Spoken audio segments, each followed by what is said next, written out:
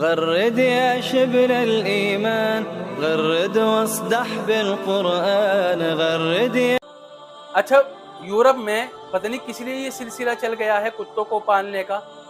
یہ بھی ایک وجہ ہو سکتی ہے کہ کتا انسانوں سے بڑی انسیت رکھتا ہے، اور جانوروں کے مقابلے میں کتا سب سے زیادہ انسیت رکھتا ہے انسانوں سے. جتنا اس کا وفادار ہوتا ہے، اس کے ساتھ کھلاڑ کرتا ہے، اس کے ساتھ رہتا ہے، دوسرے جانوروں کو اتنی انسیت نہیں ہوتی. اچھا، یہ انسیت کیوں ہے؟ کتے کو انسانوں سے زیادہ انسیت اس لیے ہے کیونکہ کتا انسانوں سے ہی پیدا ہوا ہے، انسانوں سے ہی پیدائش ہوئی ہے کتوں کی.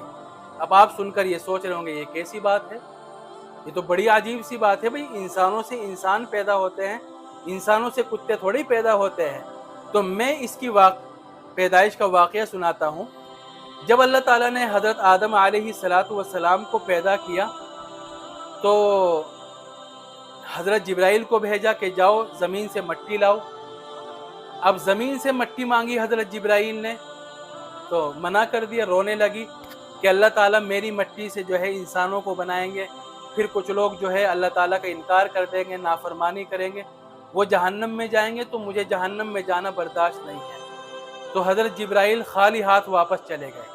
اسی طرح حضرت اسرافیل آئے اور حضرت جو ہے میکائیل آئے، خالی ہاتھ واپس چلے گئے. زمین نے رو کر ان کے سامنے مٹی دینے سے انکار کر دیا.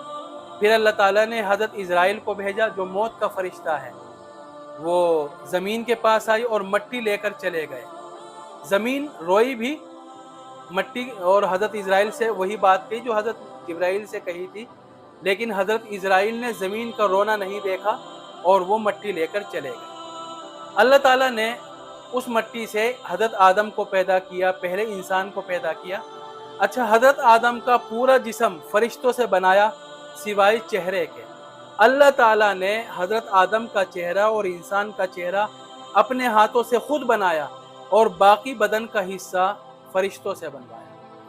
تو پہلے تو فرشتوں نے انسان کی حضرت آدم کی باڈی بنا دی اور اس کے بعد چہرہ اللہ تعالیٰ نے بنایا. جب چہرہ بنایا تو اللہ تعالیٰ نے فرشتوں کو دکھانے کے لیے بلایا کہ دیکھو میں نے یہ انسان بنایا ہے اور اس کا یہ چہرہ بنایا ہے. سب نے دیکھا، ٹھیک ہے. اس کے بعد شیطان کی بھی باری آئی، کیونکہ یہ بھی فرشتوں میں رہا کرتا تھا، اس کو بھی دکھایا.